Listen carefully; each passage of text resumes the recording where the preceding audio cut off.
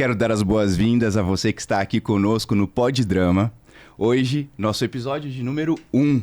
E a gente está aqui com ela, que é atriz, performer, poeta, produtora, jornalista, escritora, instrutora de yoga, mãe, inventora de ideias e projetos. Ela escreve desde os 8 anos de idade histórias em cadernos rabiscados, algumas viraram peças, personagens, outras brincadeiras com a filha Maria, que está com 11 anos. 11 anos agora. 11 anos.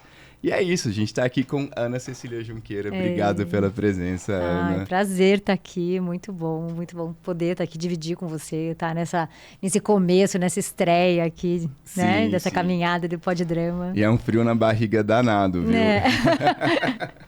A gente teve o episódio passado aqui com o Bruno Barchesi. E eu sei que vocês dois estão preparando aí uma peça que deve estrear já agora, dia 10, né? Dia 10 de maio. Dia 10 de maio, sexta-feira. Esse episódio vai ao ar no dia 9 de maio, então Nossa. Amanhã. Eu tô calminha hoje, mas provavelmente quando vocês assistirem eu vou estar bem nervosa. Como é que é esse processo? Às vésperas da peça, muda muito o humor, muda tudo? Muda. Na verdade, durante todo o processo de ensaio, eu acho que a gente entra numa vibração diferente já, dependendo do papel, principalmente. Pelo menos, a gente vai entrando nesse ritmo. Mas um mês antes, começa a dar aquele frio na barriga, né? Nossa, agora pra valer, agora chegou, isso vai ter que acontecer de alguma forma. Sim. E é a segunda peça do Tchekov que você tá fazendo, né? Eu fiz o Jardim das Cerejeiras, com o Tapa também. Em comemoração... 2019. Era em comemoração aos 40 anos do Tapa. Olha. E foi muito interessante. Nossa, foi muito bom. A gente ficou no Aliança Francesa, que agora tá fechado, no teatro. De janeiro a junho, de quinta a domingo. Nossa. Então a gente fez uma temporada super, né, intensa, com casa cheia. Foi raro lindo. Você ter peças no Brasil com temporadas assim, 6 meses. Dificílimo, ainda mais agora. Cada vez poucos dias, temporadas curtas, né? Então, isso é uma raridade que a gente podia fazer com a Aliança Francesa, né? Sim, agora, sim. Ainda não tem um destino para a Aliança Francesa, né? Para quem não conhece, o Teatro Aliança Francesa é um teatro antiquíssimo aqui em São Paulo. O prédio agora entrou num processo de venda e o teatro foi fechado. Existe, inclusive, uma petição digital pelo tombamento da Aliança Francesa. Você sabe onde a gente pode encontrar para assinar? Nossa, tem que... não sei. Não, para quem está no videocast, a gente vai colocar aqui um QR Code, o link, para que vocês possam também assinar essa petição pedido pelo tombamento do Teatro Aliança Francesa, que é um teatro que faz parte da história teatral em São Paulo, né? Super importante pra gente, então se puderem dar essa força, será muito bem-vindo, né, Ana? Sim, muito. E aí agora Tchekov. E agora Tilvânia, Tchekov, perdão, também e Tilvânia, sim. Como estamos é que tá aí. esse processo? Tá na reta final. Tá na reta final. Faz a Sônia. Eu faço a Sônia. Sim. Temos um elenco grande, né? Com Valderias de Barros, o Brian Penido, Zé Carlos Machado, Bruno Barchesi, Lilian Blanc, né? Sim. Para quem acompanha as novelas infantis, Lilian Blanc é a Dona Branca, famosa aí no TikTok. Sim. E a gente vai estrear no Sesc Santana, aqui em São Paulo. Sim. Na cidade de São Paulo. Amanhã. Para você que está nos ouvindo, começa amanhã. E você foi criada no interior de São Paulo. Você cresceu no interior de São Paulo. Sim, eu morei em Orlândia, que é uma cidade super pequena. Nossa. Depois eu fui para Ribeirão Preto. E depois, quando eu entrei na faculdade, eu mudei para São Paulo. E esse background que você tem de crescer no campo, você está fazendo agora uma peça que fala sobre a vida no campo. Tem uma conexão? Você utiliza das suas memórias pessoais para poder produzir um personagem, para trabalhar essa pesquisa da personagem? Eu acho que toda a vivência que a gente tem como ser humano, ela acrescenta ao trabalho da construção de qualquer personagem. Então, eu sempre penso, né? O ator, na verdade, ele tem que ser um grande curioso com a vida e experimentar tudo. Então, o que você come, aonde você viaja, o que você vê, pessoas que você escuta. Então, claro, uma vivência no interior me traz um repertório imagético, né? De memórias, de tempo, de corpo, de sensações que me ajudam. Sim. Não que você tenha que passar pela experiência que você vai viver no palco. Você não precisa matar alguém para fazer um assassino. Mas você tem que ter o olhar, sabe? A sensibilidade, um olhar atento. Eu vejo, principalmente hoje em dia, as pessoas estão muito conectadas no celular. A gente acaba perdendo essa capacidade de observar. Sim. Olhar. Então, você está no metrô, senta no metrô, olha a pessoa ao lado, como é que ela anda, como ela mexe, como ela, né, o olhar que ela tem, o que ela está passando ali de sensações para você. Então, tudo isso é pesquisa. Sim. Eu sou essa pesquisadora louca, assim, eu fico vendo as pessoas, o jeito que ela mexe, a mão, que senta, que anda. Já se envolveu em algum drama, alguma enrascada por isso, de estar observando alguém demais e... Falou, não, você está me olhando, né? Não, mas eu já me peguei, assim, viajando. E, de repente, a pessoa, o que você tem? Ah, não, nada. Eu tava olhando o jeito que ela virava a página, ou comia. Já aconteceu, assim, a minha mente vai embora. É muito diferente você preparar uma peça como essa ou de você preparar a peça sobre Cora Coralina, que você fez há cerca de 10 anos atrás, Sim, foi isso? Sim, foi lindo, Cora. Que era uma peça mais poética. A direção da poética. Lavínia Panuzzi, Lavínia, era uma direção mais Lavínia. poética, ela era uma peça muito mais simples, como dramaturgia também, né? Porque era uma costura dos poemas, fazia uma passada sobre a vida dela, mas muito... É isso, eram cortes e poemas que eram distribuídos de uma forma que contava a história da Cora Coralina. Diferente de pegar um texto clássico do Chekhov, né? De 1890, agora eu não sei se é 96, 98, isso, mas... finalzinho do século XIX. Né, com uma dimensão, com uma construção, né, uma estrutura dramatúrgica muito mais complexa e tal. É muito diferente Sim. de entrar nisso. Mas foi muito bacana fazer Cora Coralina, né? Eu acho que também é uma pesquisa...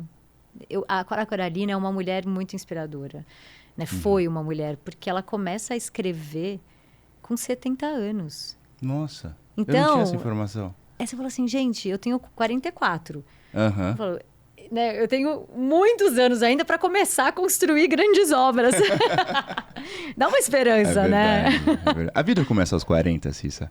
Eu tô gostando, viu, desses 40. É muito bom. Porque, olha, só pelo É que eu fiz muita coisa já.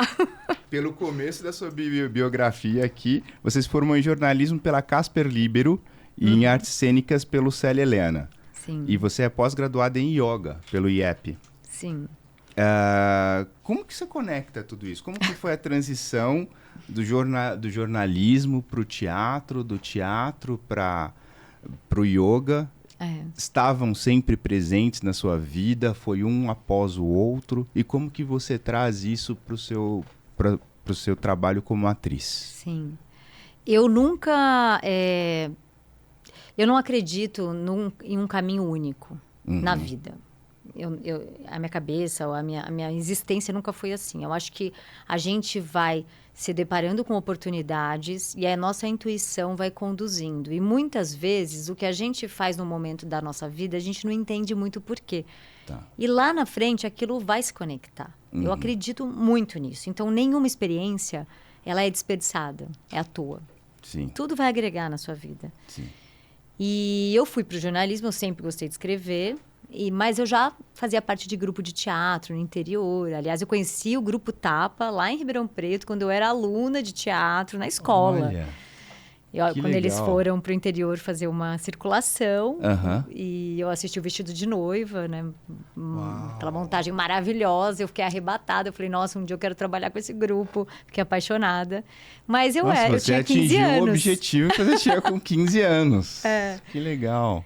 E aí, aquela coisa de faculdade, teatro, não era uma coisa muito bem recebida na minha família. Não, não, mas você vai ser atriz, vai viver do quê, né? Nossa. Quer dizer, é difícil, mas... É verdade. E acabei optando por jornalismo. Então eu falei, ok, eu vou ser jornalista, então eu vou mergulhar de cabeça nisso, que eu me propus. Sim. Aí trabalhei no Estadão, trabalhei no Jornal da Tarde, que não existe mais. Depois eu prestei curso Abril, fui trabalhar na Veja.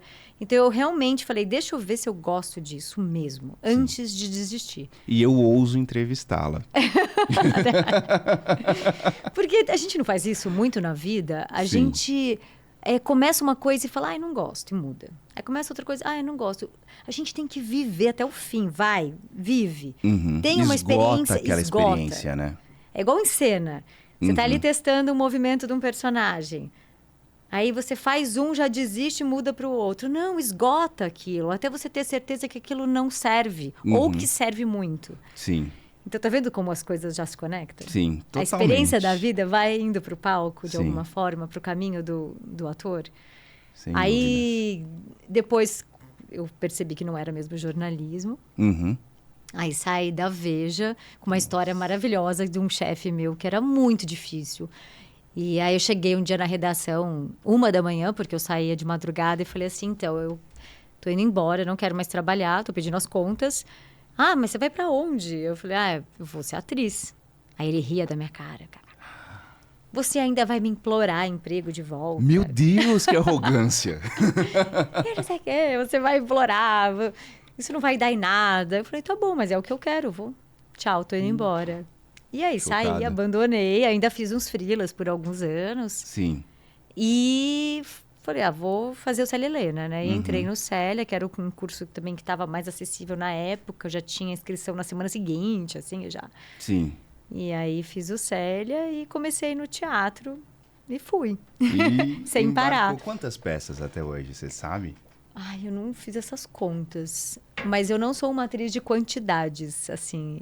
Eu fiz peças longas. Sim. Que sempre ficaram em cartaz por um tempo e tinham temporadas que voltavam. Nossa, mas eu não fiz essa conta ainda. Mas eu acho que umas, sei lá, 20, 30, alguma coisa assim. Olha, o que eu tenho aqui, 20... que eu consegui, você fez Freud o Visitante, o ano passado, 23. Sim. A gente tem aqui também Consentimento, com direção do Hugo Passolo, né? E da Camila Turim. Perdão, Jardim das Cerejeiras, Sim. que a gente falou, Sutura, Senhorita Júlia. Senhorita Júlia Cotapa também. Como que foi, Senhorita Júlia? Foi, nossa, maravilhoso, assim, um processo... A gente ficou 1 ano em cartaz. Nossa. 1 ano mudando de teatro, né? A Paloma Galasso fazia também, o Augusto Zac, com a direção do Eduardo Tolentino. Sim. E é um super personagem, né? E na época eu tava amamentando. Nossa! Tava finalizando a minha amamentação e eu comecei a ensaiar o Senhorita Júlia. E você levava a Maria pro teatro? Levava a Maria pro teatro. Tinha ela ficava num bercinho lá no Tapa, no galpão. Ela ficava no berço, eu subia, ensaiava, porque lá onde tem no galpão do Grupo Tapa, tem um lugar de cenografia e o lugar que a gente ensaia. Na época, não tinha tanta coisa lá na cenografia, então dava para ficar. Aí eu levava alguém para me ajudar. Tem um berço lá, era esse que ela utilizava? Tem um não, berço esse é de peça lá. mesmo. Mas a Maria me acompanha desde que nasceu, Gente, né? Aí tem o Natureza Morta também que eu fiz, da Cora Coralina. Nossa, aí tem... O ensaio de Jean... O Januí também. Essa foi a primeira peça que eu fiz no Grupo Tapa. Em 2008? É. Ah, então você começou Na época eu estava com o Antunes, e aí o Eduardo me convidou para fazer essa peça. Sim. E aí foi quando eu fui saída do Antunes, né? Nossa. Por ciúmes. Sério? É. Conta um pouquinho essa história pra gente. Pode contar? Pode. Não, isso... é clássico, né? Antunes Filho é um diretor de teatro já falecido, mas que é muito reconhecido em São Paulo. Importantíssimo, né? Pra história do teatro Brasil, né? Sim, eu diria. Sim. E eu estava trabalhando lá no CPT há 1 ano e meio, mais ou menos. E eu estava em cartaz com o Preta por Ter, que era um projeto que ele tinha de cenas curtas, com o Marcelo Spector. Sim. E estávamos em cartaz, aí depois ia ter algumas viagens. E nesse meio tempo o Eduardo me convidou para fazer o Januí, o ensaio. Sim. E não ia bater nenhuma data. Era um processo de ensaio super rápido, porque tinha uma estreia no Teatro Imprensa. Era 1 mês de ensaio e estrear. Aí cheguei para o Antunes e falei, então, eu fui convidada para fazer um trabalho com o Tolentino, não vai atrapalhar nada, nenhuma data, nenhuma viagem. E, né, posso fazer? Não tem problema? Ele, claro, pode ir, se você está com vontade, se é isso que você quer. Só que eu já sabia, eu conhecia já, né, como ele era. E aí eu comecei a ensaiar. Na semana seguinte eu voltei e ele me chamou numa sala e falou, então como é que estão os ensaios lá? Ah, tá ótimo, tá tudo bem. Mas a gente ainda tinha umas viagens para fazer com o Prêt-à-Porter. E aí ele... Ah, tá bom. Então pode ficar por lá. Não precisa mais voltar amanhã. Nossa! Eu falei, tá bom. Se essa é a sua escolha, por mim eu ficaria nos dois. Mas já que não dá, né? Mas depois de anos eu reencontrei ele, aí ele me abraçou e falou: Ah, você me abandonou e tal. Então, Olha. tinha um carinho grande, mas tinha um ciúmes, né? Ciúmes, né? Puxa, que interessante essa história. E isso era, pelo que você tá falando, isso era comum no CPT, quando alguém... Ah, sim, O Antunes era super ciumento, né? Possessivo. E os processos com o Antunes eram muito duros, eram muito difíceis? Eram muito difíceis. Eu fiz Prêt-à-Porter, que eu acho que era um caminho mais suave lá dentro. Quem fez montagens, eu acompanhei o Senhora dos Afogados, que foi uma montagem que ele fez, e eu fiquei de assistente, observando todos os ensaios, e eu lembro, assim, eu tive amigos, né, envolvidos, e era bem intenso, assim, era bem duro na direção, com muito conhecimento, claro, porque todo mundo sai de lá com... Né, ele era um poço de saber, né, e de... Sim. É isso, de muita bagagem intelectual, prática. Sim. Gênios, né? Aqueles gênios que se fica... Só que era muito difícil para os atores, né? Sim, sim. Ninguém pode negar isso. Hoje a gente tem diretores que têm essa mesma qualidade técnica? Eu sou suspeita, né? Eu acho que o Eduardo Tolentino, ele tá num patamar muito grande. Sim. Nesse lugar da construção, da formação do ator. Eu acho que ele é um diretor que forma grandes atores. Ele tem essa generosidade de compartilhar todo o conhecimento dele, de ter o tempo também do ator descobrir o caminho, do que vai fazer em cena. Não é tudo.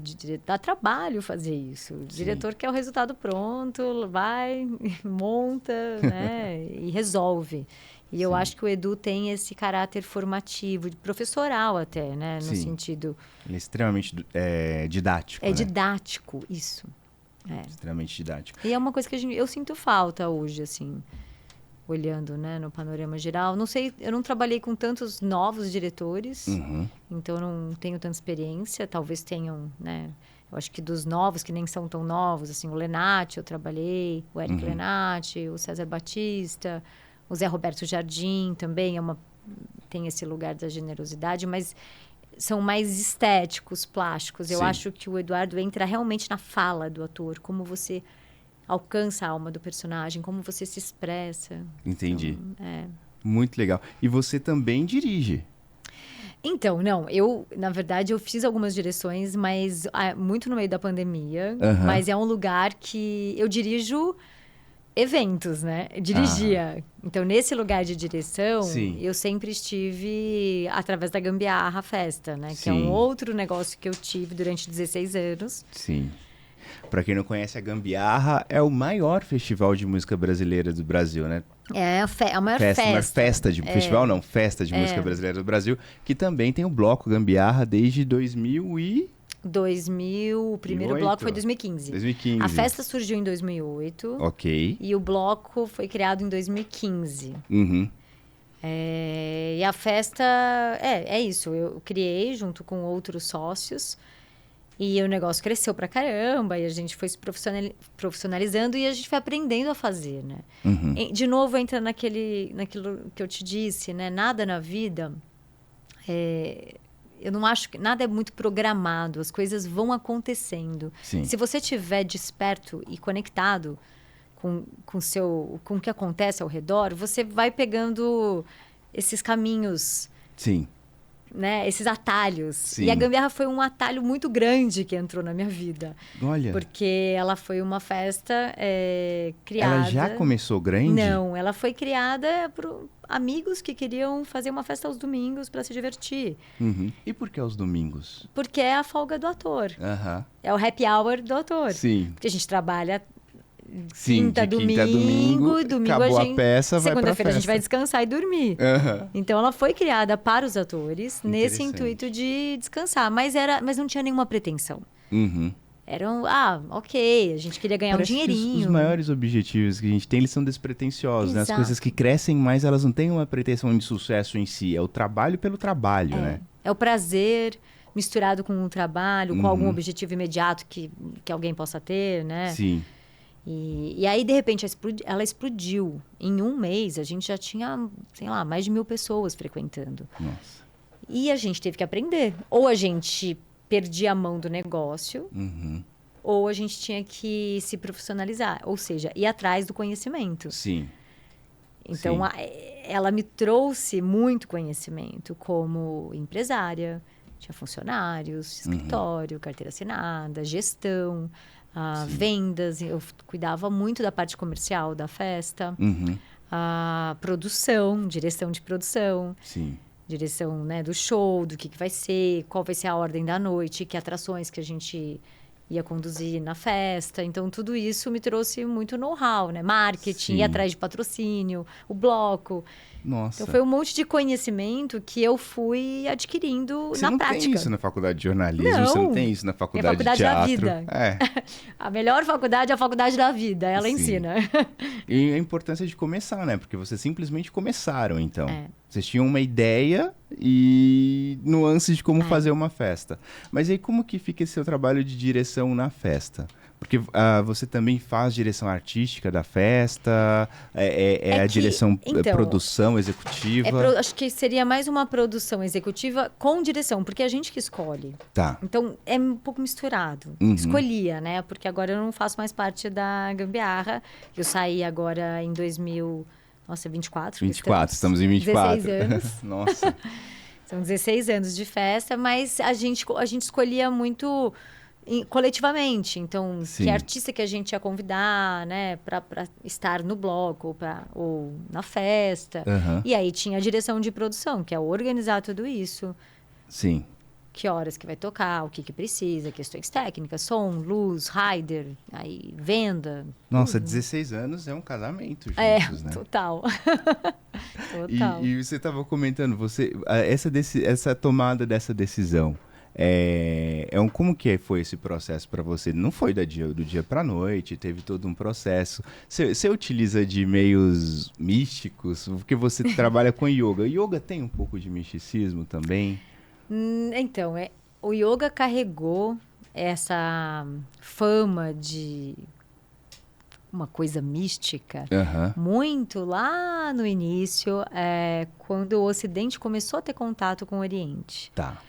E hoje existe um trabalho muito grande para dissociar o yoga do misticismo. Que legal. Para trazer realmente os benefícios de saúde que a prática traz para todo mundo. Você não precisa ser budista ou hinduísta para praticar yoga. Tá. Ela é uma prática de bem-estar, que traz qualidade, equilíbrio emocional, físico, mental, né? Então, mas lógico que quando você fala do Oriente, mas mesmo no ator, né? No caminho do ator, a gente sempre vai atrás né, das nossas conexões. Mas aí é um caminho pessoal meu. Mas eu acho que a saída da Gambiarra que poucas pessoas sabem, né? Então, a minha saída da Gambiarra tem muito a ver com uma consciência de encerramento de ciclo. Entendi. Eu acho que na vida a gente demora para assumir muitas vezes os fins dos ciclos. Porque não é fácil, é difícil pra caramba. Sim. A gente se acostuma, a gente tem medo do que vem depois, a gente... tem uma certa... O nosso ego também fala alto, porque a gente não quer largar aquilo que a gente já conquistou. Então, trocar também mexe nesse lugar. Sim. Então, foi um trabalho muito longo de, né, eu falo, um ano e meio, matutando, olhando, observando, até falar, não, agora eu acho que é a hora de largar a filha, né? De deixar a filha correr sozinha. Sim. Ela não precisa mais de mim. Tudo que eu tinha que oferecer para a festa, eu ofereci. Agora, acho que a Gambiarra já pode caminhar com quem ficar, né? Com os sócios que ficaram. Sim, sim. Mas sim, eu sou essa pessoa mística. Eu acredito nos sinais, eu acredito na intuição, eu acredito nas coincidências que não são coincidências. Sim. Tô falando pra caramba. Mas é isso. A gente tá aqui para conversar. E Vamos falar um pouquinho mais sobre o yoga. Achei muito interessante esse aspecto da desmistificação do yoga. Uhum. Como que isso acontece hoje? O yoga, ele tem um reconhecimento científico, porque o bem-estar que eu vejo empírico isso, né? Minha mãe pratica yoga, pessoas próximas a mim, eu já fiz uma aula só. Uhum. Achei lindo. Quando eu fiz o Siddhartha Gautama, eu fiz algumas aulas numa peça que chamava Uma Jornada ao Nirvana, Tá. direção do Diogo Feijó, um amigo meu. Isso faz 10 anos. Foi a peça que me fez deixar o direito para ser ator. Uhum. Mas eu sei pouco sobre o yoga. Como que é esse caminho aí? Como que é esse aspecto científico do yoga? Sim. Então, o yoga, ele tinha esse caráter mais místico. E aí sentiu-se, né, a necessidade de comprovar. Né? Então, ao longo da história, como é que a gente comprova? Sim. E aí começaram as pesquisas em relação a isso, lá na Índia mesmo. Lá, né, tem a Escola de Cavalhadama, por quem eu fui formada, que traz dados científicos em relação a estresse, a ansiedade, problemas físicos, os benefícios que o yoga traz para as pessoas, comprovadamente. Então, se você procurar em sites de pesquisa, aqueles research, health research e tal, você vai ter inúmeras pesquisas hoje em dia em relação à saúde, de como isso é diferente de praticar um esporte. Acho que isso que é o importante. Tá. Porque o yoga acaba, muitas vezes, sendo associado no Ocidente com as posturas, com atividade. Nossa, a pessoa pratica yoga, ela é super alongada, Sim, ela tem um corpo perfeito, incrível. Que é uma distorção da função do yoga. Porque o yoga é inclusão, ele é para todo mundo, para todos os corpos. Sim. Porque é uma prática segura, e que associa, que é a meditação, né? O yoga nada mais é do que a observação dos estados da mente, que é a meditação. Então, você pratica yoga para você alcançar, né? Reduzir a sua atividade mental, observar, perceber seu corpo, respiração, muito mais do que praticar posturas de ponta cabeça. Sim, é um processo de presentificação. De presentificação, que tem tudo a ver com o trabalho do ator. Então, isso tem me interessado muito. Eu comecei a praticar yoga depois que eu tive a Maria, buscando muito essa vontade de me conectar comigo mesma. Resgatar a Ana, depois da maternidade e tal. E eu lembro que eu fui numa prática que era dentro de uma escola de dança, nem era uma escola de yoga. Sim. E eu tive uma catarse, assim, no meio da aula. Foi muito doido, assim, eu comecei a chorar no meio da aula e eu percebi que eu estava limpando canais que estavam presos ali. Sim. E aí eu falei, nossa, eu preciso disso para minha vida. E comecei a praticar. E eu comecei a sentir benefícios tanto na minha vida pessoal. Eu estava num processo de separação na época, de casamento, muito intenso. Então, me ajudou a atravessar tudo isso. Como de buscar o meu centramento, descobrir o que eu quero, as coisas que eu gosto, e no palco. Depois que eu comecei a praticar yoga, muita gente veio me falar, nossa, seu corpo mudou no palco, você está diferente. Olha. Porque eu comecei a trabalhar essa liberação, essa percepção, essa presentificação na vida. Sim. E isso reflete no palco. Com certeza. Então, tudo que é autoconhecimento, tudo que a gente busca de autoconhecimento na carreira do ator, a gente está buscando primeiro na vida, na nossa vida pessoal. Porque vai se refletir na hora no palco. Sim. Eu tenho muito interesse de juntar essas duas coisas. Eu acho que faz muito sentido. O próprio Stanislavski, que ele é uma referência, né, do método do ator. Com certeza. Nas escolas de teatro e tal. Sim, hoje, para quem está começando a estudar teatro, a leitura é obrigatória. Os três primeiros livros ali do Stanislavski. Mas se você for ao Teatro de Arte de Moscou, lá no museu, tem um monte de livro de yoga. Que ele, na época, já bebia para construir o próprio método. Olha, isso eu não sabia. Interessantíssimo. Então, o yoga já foi inspiração. Aham. Até para a construção do método do ator. Do método que a gente tem Que a hoje, gente mais tem contemporâneo. Muito legal, Cissa. E Cissa, me conta um pouquinho dessa experiência de ser mãe, levar a filha pro teatro para amamentar, ir pra coxia, atrás da escola, e vai e volta. Eu acho que a primeira vez que a Maria foi pro teatro, ela estava com 3 meses. Nossa! Já tinha tomado todas as vacinas ali, não? Tinha acabado de tomar. Aham. Tinha umas ainda meio para tomar, mas tudo bem. Sobreviveu. A gente fica grávida, mulher, e principalmente as atrizes, né? E aí tem aquele medo, né? Nossa, minha carreira vai acabar, eu vou perder todas as oportunidades. Tem essa fantasia, né? Muitas mulheres acabam adiando a maternidade com medo de perder, de sair do mercado, Sim. E é uma grande fantasia isso, porque quando a gente fica grávida, geralmente as oportunidades aumentam. É muito doido, assim, porque é uma coisa do universo que começa a trazer abundância para sua vida. Aham. E eu lembro que quando eu descobri que estava grávida, a Denise Weinberg tinha me convidado, quer dizer, era um projeto que ela estava envolvida, mas tinham outras pessoas, e eu fui fazer uma leitura. Uhum. E aí acabou a leitura. Quando que estreia? E era a data que a Maria ia nascer. E eu não ia poder fazer a peça. Nossa. E aí acabou a leitura, eu falei, então, infelizmente, eu não vou conseguir fazer o projeto, porque eu tô grávida. Uhum. E eu não estava ainda com barriga, né? Era um projeto, assim, de 8 meses. E aí eu estava super chateada, porque eu queria muito trabalhar com a Denise. E aí eu falei assim, não vou poder e tal. Aí a Denise olhou para mim e falou assim, nossa, fica tranquila. Uma gravidez é como se você montasse umas 50 peças. A experiência de vida que você vai ganhar e a maturidade que isso vai te trazer. Sim. Não tem preço.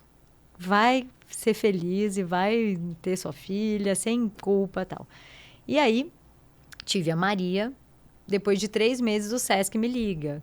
Olha, a gente quer comprar o seu monólogo. Eu tinha um monólogo que chamava Natureza Morta, que eu fiz durante 10 anos. Nossa. Era um texto do Mário Viana e direção do Eric Lenati.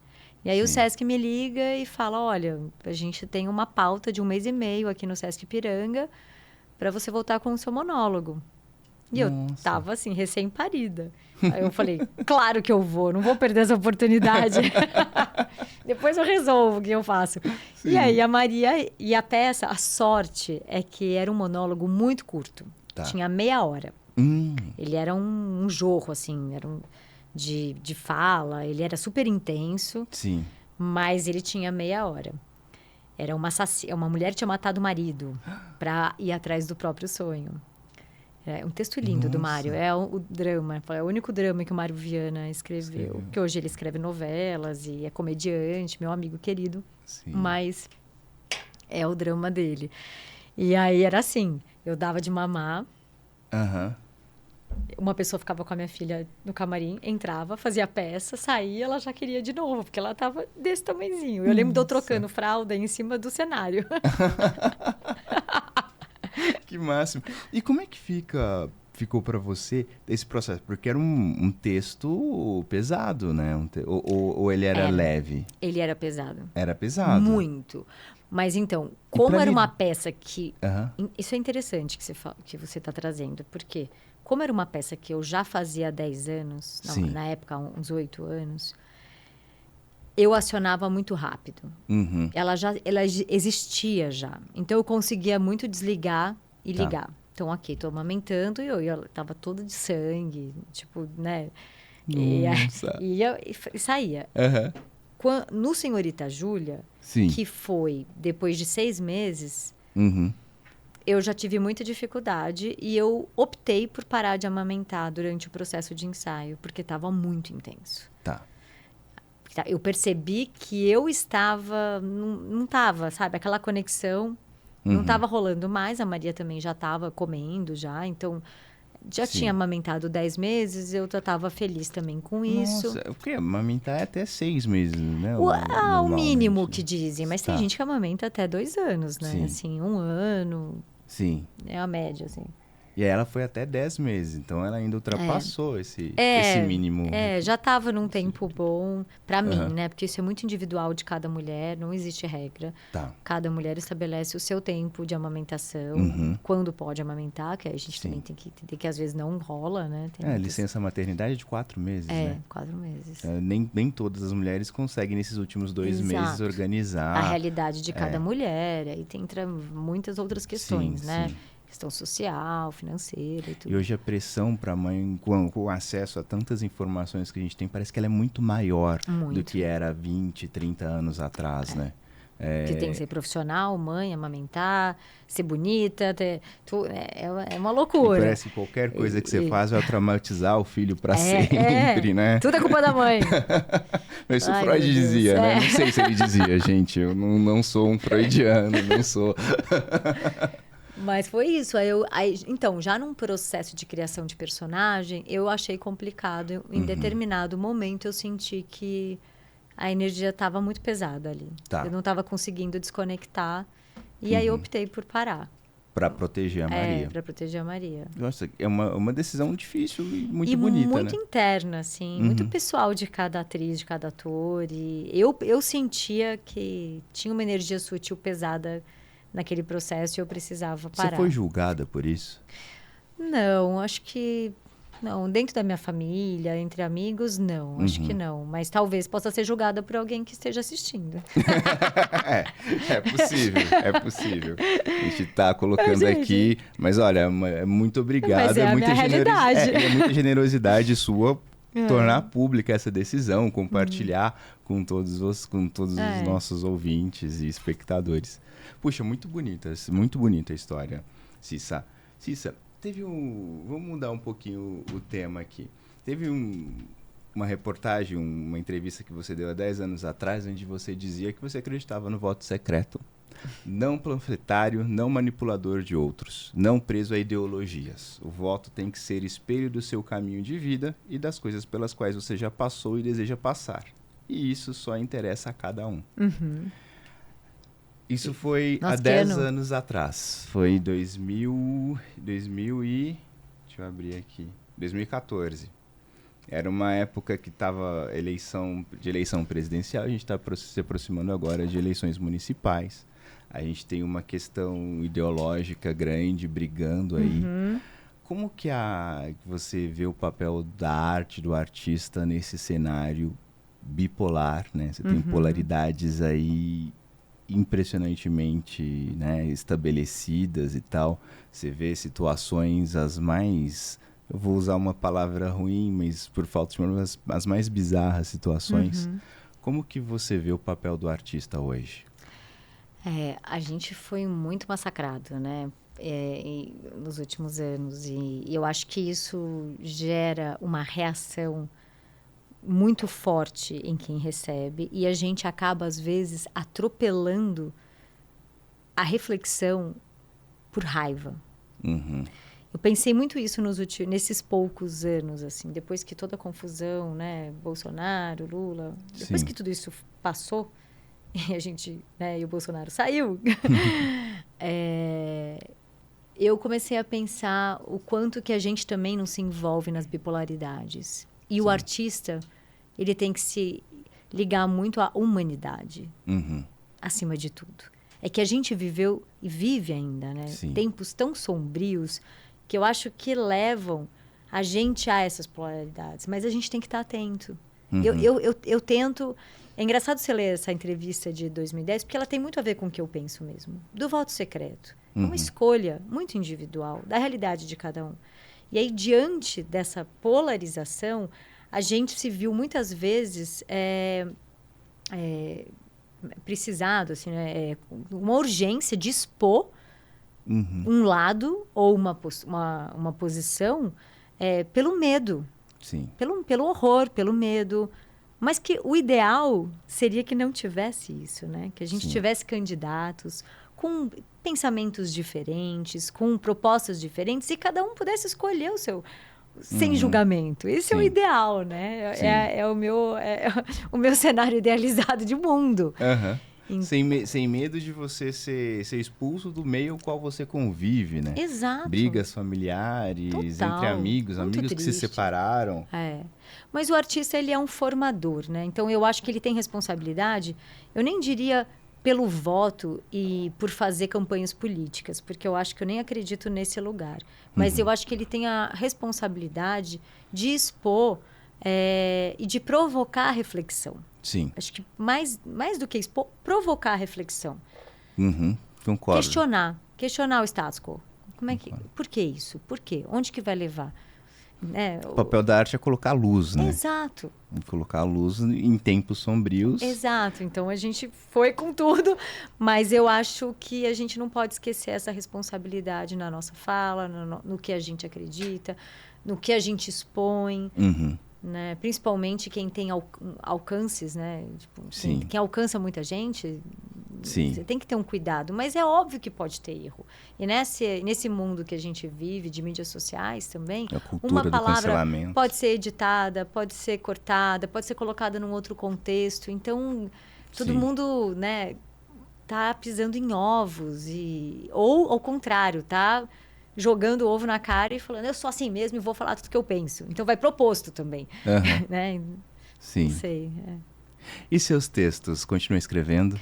Nossa, eu tô... Então, esses últimos 4 meses eu escrevi pouco até, mas eu que é o tempo que você tá preparando Tilvânia, né? Porque é isso, eu tô tão imersa no processo que eu não consigo abrir outra casinha para criação agora, nesse momento. Sim. Porque o processo de escrita também é um processo intenso. Mas eu gosto de escrever contos, poemas. Então, isso é gostoso, assim, de você poder sentar no computador num horário... Né, que você não tem, né? Aquele seu horário que é só seu. E escrever alguma coisa. Eu tinha um projeto até com um amigo meu, que é artista plástico, que a gente começou na pandemia e nunca levou adiante, que eu escrevia um conto baseado no que ele desenhava. E aí, depois eu mandava um conto e ele desenhava a partir do que eu escrevia. Que lindo! Então, o Pedro Henrique Boltinho, faz um tempo que eu não falo com ele até. Pedro, aqui é um chamado para vocês retomarem esse projeto. Que era muito gostoso, era muito... Que lindo, que legal. Tá Mas ótimo. eu gosto da escrita. E aqui a gente tem para finalizar, um pouquinho de drama. Achei lindo esse daqui, ó. Os dois bebem num bar. Uma de um lado, outro de outro, gin e cerveja. Poderia ser vinho ou uísque, mas aí não seriam eles dois. Usavam máscaras. Queriam se beijar. Aproximavam as mãos, mas não podiam se tocar. O risco do toque era uma noitada a mais de arrependimentos. Olhavam-se, embebiam-se de fantasias.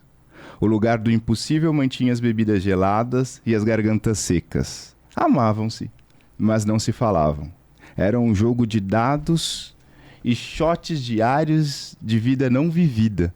Decidiram se encontrar para ajeitar as coisas, mas as coisas só se desajeitavam a cada novo gole, em que eram obrigados a tirar suas máscaras. Chegou em casa bêbada e só. Ele saiu andando pela rua e perdeu o caminho de casa. Ela gritou e esmurrou a mesa da copa.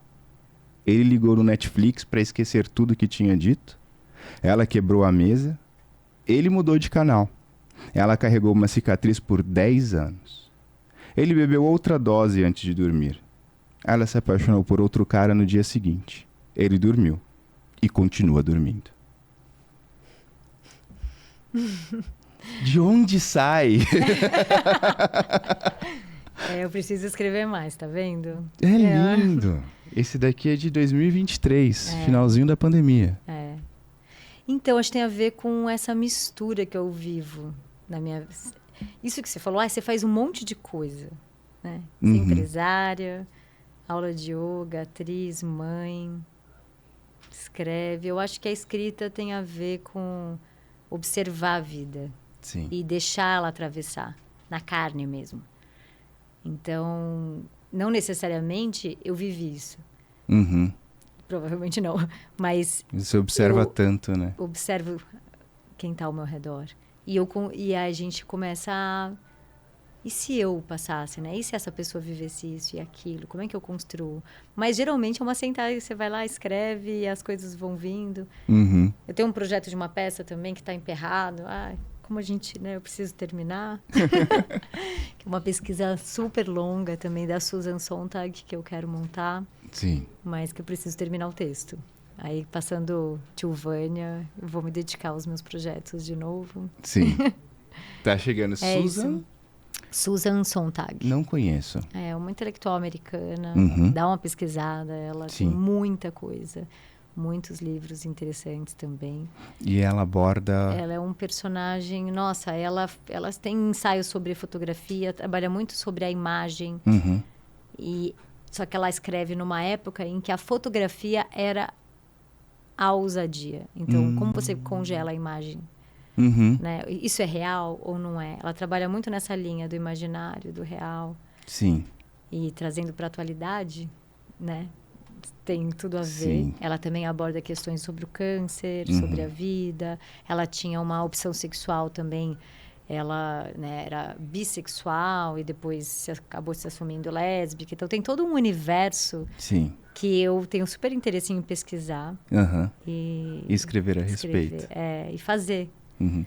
no palco. Repete o nome dela pra gente colocar aqui na tela pra Susan turma. Sontag. Sontag. É isso. É isso, gente. Bom, vamos chegando ao final agora. Sim. Muito obrigado, Cissa, por ter aceitado o nosso convite para esse bate-papo. Muito Obrigado obrigada mesmo. a você, né? Nesse do Pod Drama. Sim. Falei pra caramba. Uma frase dramática pra gente terminar o Pod Drama de hoje. Céus. Ó céus! Tá ótimo. Terminamos com ó céus. O episódio de hoje... Deusas, né? Grandes Vai lá. deusas. O episódio de hoje teve o apoio da Holy Nuts, essa barrinha de proteína maravilhosa, também pasta de amendoins. Tem também esse cappuccino que é uma delícia. Gente, eu amei, que é sem glúten. É sem glúten. Eu sou celíaca, então apoio produtos sem glúten. E a Holy Nuts mandou aqui algumas barrinhas para você. Obrigada! Nem sabia disso demais, adorei. Aqui, ó, tá? Surpresa. Ai, que delícia. Obrigada. Imagina, é um prazer te receber. A gente também contou com o apoio da Caos, que é esse licor, uma delícia, que é um licor de pimenta e café. Hoje a gente não experimentou, Cissa não está bebendo. Mas é muito bom, toma geladinho aqui, ó, é lindo. Gente, obrigado pela presença de todos vocês, pela audiência, e a gente se vê no próximo episódio. Até breve. Até.